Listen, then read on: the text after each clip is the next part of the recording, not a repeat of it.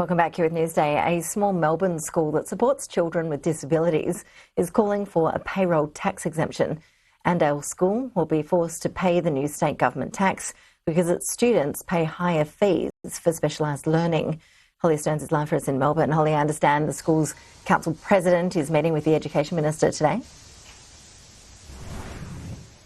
Hi there, good afternoon. That's correct. The school president of Andale School will meet with the Education Minister, Natalie Hutchins, later on today. To provide some context to this story, now, Andale School supports 22 children with learning challenges. Now, they are the 12th smallest school in the state of Victoria. They're angry because they've been lumped into this payroll tax across the state of Victoria. Now, a couple of weeks ago, the government announced the new payroll tax, all in a bid to target wealthier schools. And for any school that has a $15,000 intuition fee for each student, unfortunately, Andale falls into that category because their students pay just over $15,000 per year in fees.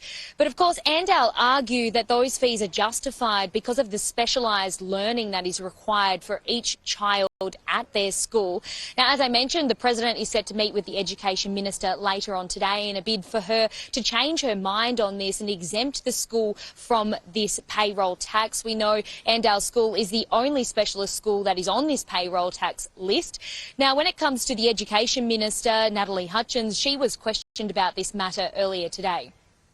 Look, they still charge more than $15,000 a year in fees. So that is the net that we cast in making this decision. But I'll have a look at what services, what specialist services they require, and then I'll make some decisions post that. I'm not going to preempt them. Now, Liberal member Jess Wilson spoke exclusively with Sky News earlier, and she spoke about the disgrace of this move from the government here, saying that a specialist school should not in any way be punished for trying to do the right thing by supporting children across our state with learning challenges.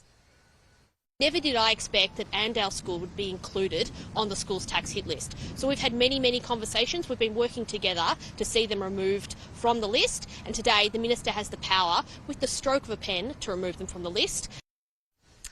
Now, separately to this issue today, the Victorian Education Department is also set to cut any visiting teaching roles across the state, about 80 approximately, with fears that number could go up to about 100. Now, these visiting teacher roles are crucial and they play such an important part for any children with any learning disability or for children who might have cancer or some form of other disease. Now, these visiting teachers actually go and attend to these children in their homes. Approximately 4,000 children right across the state have these teachers come to their homes to help and support them in this education. Now, those roles have been cut. Natalie Hutchins was also questioned on this today, but her response to this was that the Education Department is thriving in this department and those roles are not needed anymore. We are leading the nation on this work, and that means that these visiting teacher roles are no longer needed long term because we are embedding this work in our school system. Now, despite these comments from the Minister there, this move has been dubbed deeply concerning and